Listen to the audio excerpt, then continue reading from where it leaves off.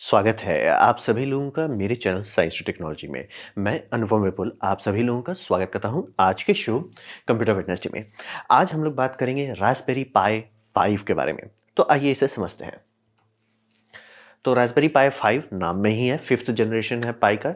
ये 2012 में लॉन्च किया गया था। तो गाड़ी धीरे धीरे धीरे आगे बढ़ते जा रही है।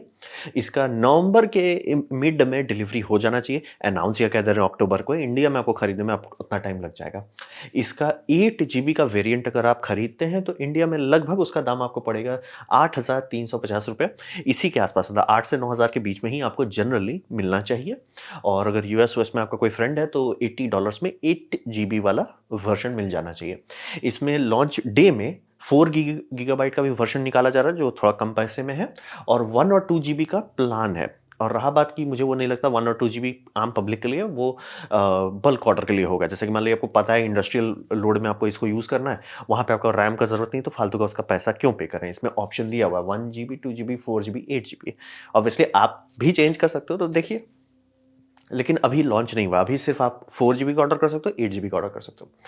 और यहाँ पे ये थोड़ा पुराना मतलब कंप्यूटर के लिए पुराना, इसके लिए नया स्ट्रक्चर पे गए हैं जिसे हम लोग कहते हैं साउथ ब्रिज। पहले टाइम में यानी कि मेरा जो पहला कंप्यूटर था उसमें साउथ ब्रिज था, यानी कि प्रोसेसर है नॉर्थ ब्रिज है, साउथ ब्रिज है। आज के टाइम में सारा चीज़ हम लोग सीपीयू के अंदर डाल दिए हैं। लेकिन इसमें अगर आप देखते हैं, ये एसओसी में देखते हैं तो उसमें सीपीयू है, नॉर्थ ब्रिज है जो आपका रैम और पीसीआई के साथ बात कर रहा है, लेकिन उस एक हाई बैंडविड्थ इंटरफेस निकल रहा है जो साउथ ब्रिज में जा रहा है। साउथ ब्रिज आपका बाकी सारा चीज़ के साथ कम्युनिकेशन कर रहा है। अब रहा बात की ऐसा क्यों करते हैं, बात है इसे बहुत सारा चीज़ मैनेज करना है। पहला, इसको पावर कंजप्शन कम रखना है, इसको एक छोटे से बोर्ड में फिट होना है, यानी साइज कंस्ट्रेंट है, और दाम भी कम रखना है। सब चीज़ मिलाने के बाद ये इंटरफेस अप्रोच जो है सूट करता है। और ये समझिए जो RP1 ये जो एसओसी है, मतलब एसओसी कहना गलत होगा, साउथ ब्रिज चिप जो है ये 40 नैनोमीटर का बनाया गया है, यानी कि ये ज़्यादा पावर हैंडल कर सकता है और बहुत ज़्यादा इसको फास्ट नहीं। इसका काम है बस सारा प्रोटोकॉल ये मैनेज कर देता है, और इससे और इसके बीच में बहुत अच्छे से डेटा चलता है। तो इस एसओसी का पंख पूरी तरह से निकल पाता है। इसीलिए सीपीयू में पहले ये यूज़ होता था कि सीपीयू क्रंच बहुत अच्छा कर देता था, लेकिन अगर प्रोटोकॉल खूब सारा रहे, जैसे कि यूएसबी प्रोटोकॉल हो, कैमरा प्रोटोकॉल हो, बहुत सारे प्रोटोकॉल्स हों, वो बेचारा थक जाता है प्रोटोकॉल सॉल्व करने में। तो बात है कि ये प्रोटोकॉल सॉल्व कर देगा आपका साउथ ब्रिज जो है, और वो डेटा उस भाषा में देगा जो आपका एसओसी सीधे पचा जाए। तो यानी कि थ्रूपुट, यानी एक्चुअल कितना स्पीड आप दे पा रहे हो, वो बढ़ जाता है। आइडियली इस सब की ज़रूरत नहीं होगी, लेकिन क्या वैसा एसओसी आता है? ऑब्वियसली आपके मोबाइल फ़ोन में वही है, लेकिन प्रॉब्लम है उसका दाम बहुत ज़्यादा होता है। तो ये जो कोशिश कर रहे हैं कि मतलब ऑलमोस्ट एक अच्छा कंप्यूटर आपको मतलब 10,000 के अंदर दे रहे हैं, इतने छोटे बोर्ड में जो आप सोलर से चलाइए, आपको कभी ध्यान भी नहीं देना होगा। ये करने के लिए थोड़ा सा कॉम्प्रोमाइज़ करना पड़ता है। तो ये साउथ ब्रिज का नया स्ट्रक्चर है, और मतलब बाकी किसी रास्पबेरी पाई से कंपेयर करें तो बहुत इफिशिएंट और फास्ट है। अब बात करते हैं इसका स्पेसिफिकेशन के बारे में। तो यहाँ पे ब्रॉडकॉम इनका मेन एसओसी मैन्युफैक्चरर है जो BCM2712 क्वाड कोर है। भगवान जाने नाम ये लोग कहाँ से लाते हैं। तो इसमें है क्या, इसमें आप ये समझिए, जब भी आप ब्रॉडकॉम दें, क्वालकॉम देखें, ये सब लोग खुद से नहीं बनाते हैं। खुद से बनाने का काम है आर्म के पास। आर्म्स होल्डिंग जो है वो कोर्स बनाती है। वो कोर की शादी कैसे कराई जाएगी, कैसे पैकेज किया जाएगा, वो ये सब कंपनी करती है। तो यहाँ पे कोर जो है कोर्टेक्स A76 उठा के डाला गया है। आर्म का 5 रिवीजन वाला है। ये 64 बिट का मतलब आर्किटेक्चर है। ये आर्किटेक्चर इसमें डाल दिया गया है, और ये अराउंड 2.4 गीगाहर्ट्ज़ पे चलता है। अब रहा बात, इसको रैम भी चाहिए। रैम इसमें यहीं पे इसलिए एनर्जी एफिशिएंट है। ये लो पावर DDR4 यूज़ कर रहा है, एक्स वेरिएंट वाला। एक्स वेरिएंट वाला थोड़ा ज़्यादा ये मतलब स्पीड हर्ट्स पे चलता है। 3000 की जगह ये 4200 मेगाहर्ट्ज तक चल पाता है कम पावर के साथ। तो वही समझिए कि ये रैम जो इसमें सोल्डर किया गया है वो काफ़ी इफिशियंट है और काफ़ी फास्ट भी है। फिर रहा बात जीपीयू में यहाँ वीडियो कोर 7 यूज़ किया गया है। इसमें ओपन जीएल है, वल्कन है। अगर आप वो सब समझते हैं तो आपको समझ में आ गया हो क्या है। बाकी लोग के लिए बस ऐसा समझिए कि जीपीयू अभी भी जीपीयू जैसा ही है। ये आपका मतलब इंटेल का नहीं है, इंटेल लेवल पे नहीं है, एएमडी लेवल पे नहीं किया, यानी वो दोनों के प्रोसेसर्स आप लेंगे और उसका जो ऑनबोर्ड ग्राफिक्स है उस लेवल का नहीं है। थोड़ा सा एक्सपेक्टेशन आपका थोड़ा सा कम रखिए। और रहा बात की जो आपका मोबाइल एसोसी उसके लेवल का भी नहीं है, थोड़ा एक्सपेक्टेशन थोड़ा रियलिस्टिक रखिए। रहा बात वाईफाई का, वही नॉर्मल वाईफाई है 802.11ac पुराना वाला, बस बैंडविड्थ बढ़ा दिया गया है। और चूंकि एसओसी थोड़ा सा पंख फैला पा रहा है, साउथ ब्रिज काफ़ी सारा लोड ले पा रहा है, तो थ्रूपुट बढ़ जा रहा है। यानी कहने को आप लगा दे रहे हो कनेक्ट कर दे रहे हो, लेकिन अगर वो पूरा थ्रूपुट नहीं दे रहा, कोई फ़ायदा नहीं हो रहा है, यहाँ पे वो दिक्कत नहीं है, यहाँ पे एक्चुअली पंख निकल पा रहे हैं। ब्लूटूथ 5.0 सेम है। रियल टाइम क्लॉक फाइनली जाके रास्पबेरी पाई अब ऐसा है जिसमें एक शांति से प्लग दिया हुआ है, लगाओ टुक, आपका उसमें मतलब बैटरी लगा दो और वो एक्चुअल रियल टाइम क्लॉक देगा। रियल टाइम क्लॉक बहुत सारे एप्लीकेशन के लिए, खासतौर पे जहाँ पे आप वो हमेशा ऑनलाइन कनेक्टेड नहीं है, बहुत ज़रूरी है। और हर कोई इसमें ये करके वो करके फाइनली इसमें दे दिए कि भैया शांति से है। 5 वर्षन लगा लेकिन फाइनली दे दिए। तो ये एक अच्छी बात है। मतलब आप बैटरी जोड़िए और इसमें रियल टाइम क्लॉक रहेगा, वो सेल्फ सस्टेन रहेगा। बहुत इंपॉर्टेंट बात था, बहुत ज़्यादा टाइम लिए वहाँ पहुँचने में, लेकिन आ गए। और हाँ, इस पर आप ध्यान देंगे कि जो बोर्ड है मतलब इसमें सर्फ थ्रू होल कंपोनेंट बहुत कम है। थ्रू होल की जगह पे ये फ्लो सॉल्डरिंग की है। ये आप और हमारे लिए उतनी बड़ी बात नहीं है, लेकिन इससे मैन्युफैक्चरिंग कॉस्ट कम हो जाता है और क्वालिटी बढ़ जाती है। तो स्पेसिफिकेशन यही सब है। अब बात करते हैं इंटरफेस। यहाँ पे ये लोग थोड़ा पर अच्छे से फैला दिए। पहला है USB 2 दे दिया, मतलब आपको 2 ठो USB 3 दे दिया। अब बोले पहले वाले में भी था। बात था कि आपके कंप्यूटर में भी ये होता है कि कहने को आपके पास बहुत सारा USB 3 पोर्ट होगा, लेकिन आप देखेंगे उसका स्पीड बहुत बड़ा बताया जाता है कि भैया 5 Gbps स्पीड है। बहुत अच्छी बात है। क्या एक्चुअली उतना है? लेकिन वो बटा हुआ है, यानी कि जितने पोर्ट्स हैं उसमें बटा हुआ है। जब तक 2 या 4 कंट्रोलर नहीं है, आप पर कंट्रोलर का वो स्पीड बताया जाता है। आप मतलब जैसे एक SSD किए हैं और कीबोर्ड माउस लगा हुआ है, फ़र्क नहीं पड़ता। जनरली इसीलिए किसी को पता नहीं चलता कि वो एक्चुअली एक ही पोर्ट है। लेकिन यहाँ ये सब में लोग कुछ ज़्यादा ही पुश कर रहे थे, तो तुरंत पता चला सर ये एक्चुअली कंप्यूटर जैसा तो नहीं दे रहा है। तो यहाँ पे ये लोग 2 चिप दिए हुए हैं, मतलब इंटरफेस में, कि 5 Gbps दोनों में ठीक से दे पाएंगे। तो आपका 2 ही USB 3 प्लग है, लेकिन वो एक्चुअली इतना थ्रूपुट रखा है कि यूज़ कर सकते हैं। यानी कि 2 अगर आप SSD लगा देते हैं या हार्ड ड्राइव लगा सकते हैं, एक्चुअली दोनों में इतना स्पीड रहेगा कि सर पूरा यूज़ हो रहा है। ये नहीं होगा कि सर कहने को तो 3.0 है, कहने को वो 2 से बेटर चल रहा है, लेकिन 5 का फुल स्पीड नहीं दे रहा है। तो ये दिक्कत इसमें कम हो गया है। फिर USB-C 5 एम्प का पावर डिलीवरी सपोर्ट कर रहा है। यहाँ पे ये आप देख सकते हैं, ये डायलॉग का इन्होंने मतलब USB-C का हैंडशेक चिप दिया है। इससे पावर मैनेजमेंट बम बम कर दिए हैं। और इसका दूसरा भी एक फ़ायदा होता है कि इसका डेटा इंटरफेस SoC में जोड़ा गया है। यानी कि अगर आप अच्छे से करना मतलब ये कमांड प्रॉम्प्ट को यूज़ कर पाते हैं, कोड्स एक्सेस कर पाते हैं, तो इसका पूरा power consumption in and out आपको मिल जाएगा। यानी कि अगर मान लीजिए आप रिमोट एप्लीकेशन में कुछ यूज़ कर रहे हैं, आप एक्चुअली ट्रैक कर सकते हो कितना मतलब वॉट कंज्यूम हो रहा है, कितना वोल्ट कंज्यूम हो रहा है, कितना एम्प कंज्यूम हो रहा है। ये मतलब जो IC है, ये बहुत अच्छे से पावर को स्टडी करता है। उसी के लिए बनाया गया है, पावर स्टडी के लिए ही बनाया गया है, मैनेजमेंट के लिए। तो बहुत अच्छा मैनेजमेंट विथ ऑब्जर्वेशन, यानी ऐसा नहीं कि सिर्फ मैं बिजली खा रहा हूँ, कितना खा रहा हूँ वो भी पता चलेगा। और बोलेंगे 5 एम्प क्यों गया? पहला SoC बहुत खाता है, दूसरा अब जो कि आप दे रहे हो कि हाँ भैया सर USB 3.0 जो एक्चुअली चलेगा, लोग लगाएंगे कुछ ना कुछ, तो थ्रूपुट इतना होना चाहिए कि वो सपोर्ट कर सके। क्या होगा अगर कम पावर का आप डाल देते, जैसे मान लीजिए USB-C आप यूज़ कर रहे हो, लेकिन वो 3 एम्प तक ही जाता है, वो बाकी सारे एक्सेसरीज़ का पावर कट कर देगा। यानी कि डेटा चलता रहेगा, लेकिन एक्सेसरीज़ पावर्ड नहीं रहेंगे। तो ये हो गया। पावर डिलीवरी पे इन्होंने काफ़ी मेहनत किया। ये हैंडशेक जो है, आप ढंग का पावर बैंक से भी चला सकते हैं और ढंग का USB-C जो पावर डिलीवरी सपोर्टेड है, उससे भी आप इसे चला सकते हैं। रियल टाइम क्लॉक के लिए इन्होंने देख लीजिए पोर्ट दे दिया, रियल टाइम क्लॉक के लिए। बैटरी लगाइए, खुश रहिए। फिर आपका हो गया UART दिया गया है। UART क्या है? UART समझ लीजिए एक तरह का इंडस्ट्रियल इंटरफेस है, जो चीज़ों को अंदर से डायग्नोस्टिक करने देता है। रहा बात की क्या ऐसा कर सकते थे पुराने रास्पबेरी पाई में? हाँ, ऑलमोस्ट सब में कर सकते हैं, लेकिन UART एक डेडिकेटेडली एक्सपोज दे देना काफ़ी हेल्पफुल है। यानी कि जो लोग एक्चुअली समझना चाहिए सर SoC के अंदर क्या हो रहा है, क्या SoC मतलब बहुत सारा SoC के अंदर भी बहुत सारा कम्युनिकेशन होता है, वो सबको लो लेवल पे स्टडी करना पड़ता है, ताकि आप समझ जाए कि अरे सर फाइल इसलिए लटक रहा है, ग्लिच इसलिए आ रहा है। बहुत सारा चीज़ होता है जिसके लिए UART आपको डायग्नोस्टिक टूल देता है।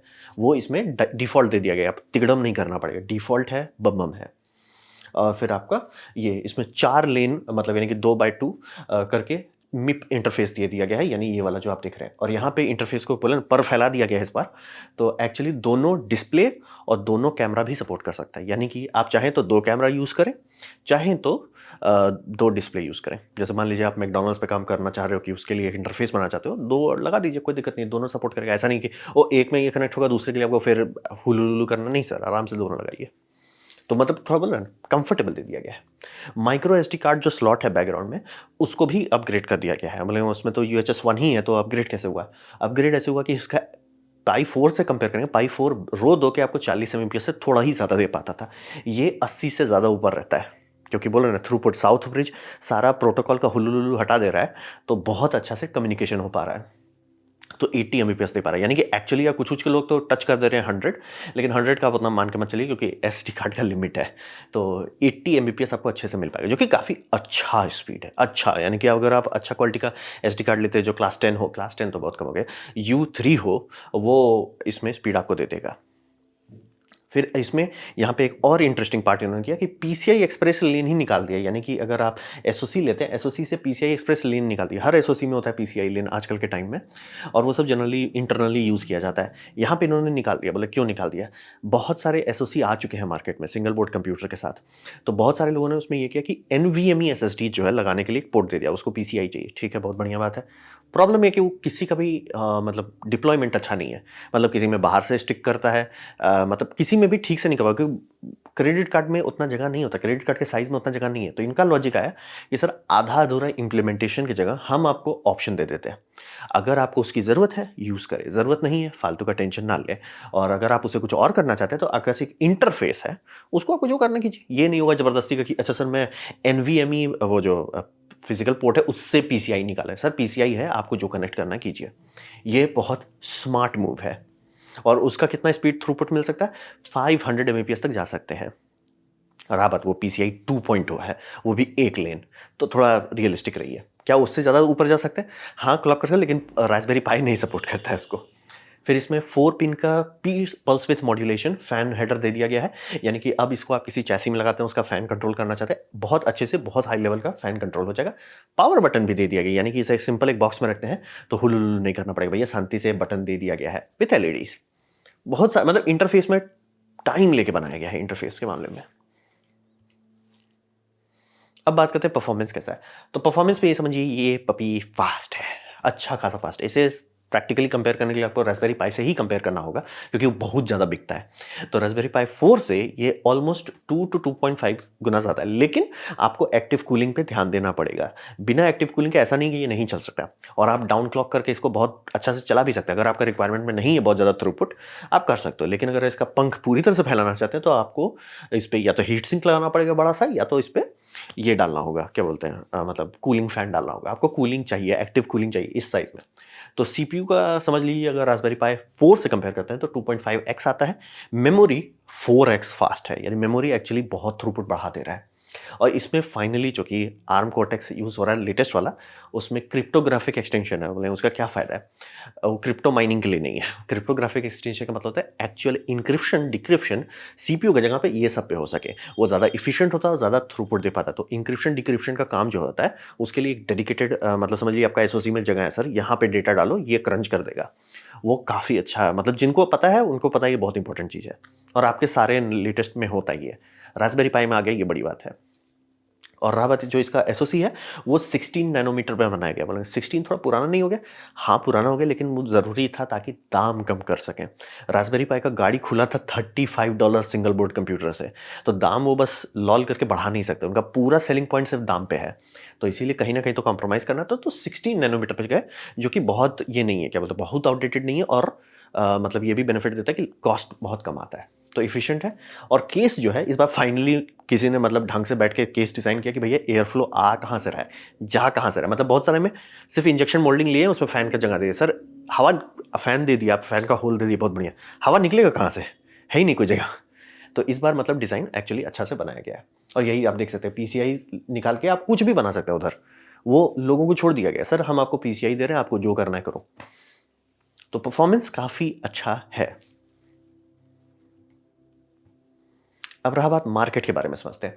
तो यहाँ पे ये समझिए ये मुझे ऑड लग रहा है कि ये अभी भी RISC-V पे नहीं कूदे। रहा बात RISC-V क्यों इंपॉर्टेंट है इनके लिए? इनका आइडियल है कि ये खुद का एसओसी बनाएंगे, क्योंकि देख लीजिए RP1 जो ये यूज़ कर रहे हैं वो इनका इन हाउस सिलिकॉन है। 14 नैनोमीटर है, बात सही है, सिर्फ साउथ ब्रिज है, बात सही है, लेकिन एंड गोल क्या है कि आप खुद का सिलिकॉन बनाओगे, खुद से कंट्रोल करोगे। ठीक है, हर कोई वही चाहता है। तो अब रहा बात क्या ये खुद से बना सकते हैं? नहीं, कोई नहीं बना सकता जब तक बहुत बड़ा पलटन ना बैठे, बहुत बड़ा टीम ना बैठे। तो वो टीम तो आपको RISC-V दे रहा है, तो RISC-V में क्यों नहीं कूद रहा है? ये थोड़ा ऑड लग रहा है। और आज के टाइम में मार्केट में ऑप्शन काफ़ी है। शुरू-शुरू में रास्पबेरी पाई आया था, थोड़ा-सा ही उसका सक्सेस देख के सब कंपनी कूद गई, आसूस भी कूद गया था। बहुत सारी कंपनी कूदी, लेकिन मेजॉरिटी पिट-पाट के निकल गई। लेकिन अभी कुछ लोग बचे हुए हैं और वो इतना टाइम से चल रहे हैं कि मार्केट में अब एक्चुअल ऑप्शन है। काफ़ी लोग रॉक चिप की तरफ जा रहे हैं, काफ़ी लोग RISC-V में कूद रहे हैं। अब बोलेंगे RISC-V में कोई क्यों कूदेगा? ये महँगा भी होता है, परफॉर्मेंस भी कम होता है। बात है RISC-V इंडस्ट्री में यूज़ हो रहा है। तो अगर आप जैसे मान लीजिए कॉलेज स्टूडेंट हैं और आप सीखना चाहते हैं, तो आप ऐसा ना सी चीज़ सीखना चाहोगे ना जिससे आपको जॉब अपॉर्च्युनिटी के लिए अच्छा रहे कि सर मेरे पास ये टूल किट है। मैं RISC-V को एक्चुअली छुआ हूँ, एक्चुअली देखा हूँ, एक्चुअली समझा हूँ।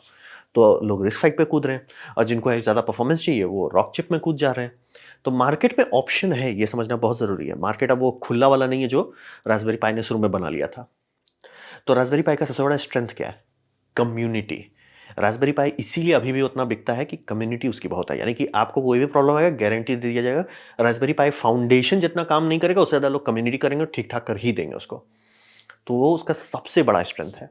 और दूसरा प्राइस। कहने को आपको परफॉर्मेंस मिल जा रहा है, कहने को आपको एक टूल किट मिल रहा है लाइफ के लिए, लेकिन ये सब का दाम लूट मारेगा लोगों को। तो ये समझना बहुत ज़रूरी है कि रास्पबेरी पाई है कि आप पूरा कंप्यूटर बना सकते हैं $100 के अंदर। मतलब removing monitor and keyboard mouse. आप इसमें power supply, case, SD card, 1 memory stick, जो भी आपको लगाना है, आप काफ़ी चीज़ लगा सकते हैं। एक्चुअल डेस्कटॉप लेवल तक पहुँच सकते हैं और आपका दाम $100 के अंदर रहेगा। मतलब इंडिया के केस में समझिए ₹10,000 के अंदर आप यूज़ करने लायक बना सकते हैं। क्योंकि पहली बात तो इसका पावर सप्लाई ही बहुत महँगा है। पावर डिलीवरी वाला USB-C सस्ता नहीं होता है। तो वो थोड़ा पैसा वही खा जाएगा। तो ये लेकिन अभी भी प्राइस अट्रैक्टिव है। बाकी सब तो आपका 25,000 से नीचे स्टार्ट ही नहीं होता। तो प्राइस इनका स्ट्रॉन्ग पॉइंट है, कम्युनिटी बहुत स्ट्रॉन्ग पॉइंट है और इनका सबसे बड़ा कमी जो है वो है अवेलेबिलिटी, यानी कि आने से पहले ही आउट ऑफ स्टॉक हो जाता है। बहुत ज़्यादा इसका डिमांड है। अब रहा बात की डिमांड, अगर ऐसा बार-बार होते रहा कि रास्पबेरी पाई मीट नहीं कर पा रहा, तब ये सब कंपनी फैलने लग जाती है। कि भैया धीरे-धीरे जैसे देखिए कि मार्केट में शॉर्टेज हुआ GPU का, इंटेल आर्क उसी टाइम क्यों लॉन्च किया गया था? क्योंकि जब लोग डेस्परेट होते हैं, कुछ ही किसी भी चीज़ के साथ रिस्क ले लेंगे वो। डेस्परेट लोगों का फ़ायदा उठाया जा सकता है। तो रास्पबेरी पाई अभी जाइए इंडिया के आधा से ज़्यादा साइट पे सब प्री बुकिंग हो चुका है और आउट ऑफ स्टॉक हो गया है। मतलब अलॉटमेंट किया जाता है कि हम आपके पास जैसे 5,000 पीस बेचेंगे। बिक गया सर। सर आया ही नहीं अभी। अरे बिक गया सर। लोग लोग पैसा देके बैठे हुए हैं, टेंशन मत लीजिए। तो वही समझना है कि इनका ये वीकनेस को इनको सॉर्ट करना है। अगर नहीं कर पाते हैं, तो ये पहली बात स्कैल्पिंग हो सकता है कि लोग इसका ज़्यादा पैसा दे के लिए, वो बहुत ख़राब बात है। दूसरा कि लोग बोलेंगे भैया सर आपका बहुत अच्छा चीज़ है लेकिन कभी मिलता ही नहीं, तुम्हें फ़ायदा क्या है? तो लोग इधर-उधर कूदने लगेंगे। तो वो इनको जेनुइनली सॉल्व करना है कि ठीक है सर, धड़-धड़ करके मार्केट फ्लड करो, ताकि जिसको रास्पबेरी पाई चाहिए वो रास्पबेरी पाई ही खरीदे, ये नहीं कि अरे सर आपका मिल नहीं रहा है, मैं इधर चला गया, उधर चला गया। वो नहीं होना चाहिए। तो मार्केट समझिए अब अच्छा है, हमारे लिए बहुत अच्छा है कि ऑप्शंस हैं आपके पास। तो ये था मेरा प्रेजेंटेशन रास्पबेरी पाई 5 के बारे में। उम्मीद करता हूँ आपको अच्छा लगा, कुछ सीखने मिला, कुछ समझ में आया। अगर ऐसा है, लाइक कर दें, दोस्तों शेयर कर दें, उससे मेरा काफ़ी भला होगा। नहीं अच्छा लगा, नहीं पसंद आया, कोई बात नहीं, आप डिसलाइक दबा सकते हैं। मैं कहूँगा डिसलाइक 2 बार दबाएँ, उससे मुझे पता चलेगा कितना नापसंद हुआ है। मैं आपसे कहूँगा कमेंट लिखें, मैं हर कमेंट को पढ़ने की कोशिश करता हूँ। आपसे कहूँगा सब्सक्राइब कीजिए, बेल दबाइए अगर आप फ्री हैं तो। आपने वीडियो दिखा जान के मुझे बहुत खुशी हुई। धन्यवाद।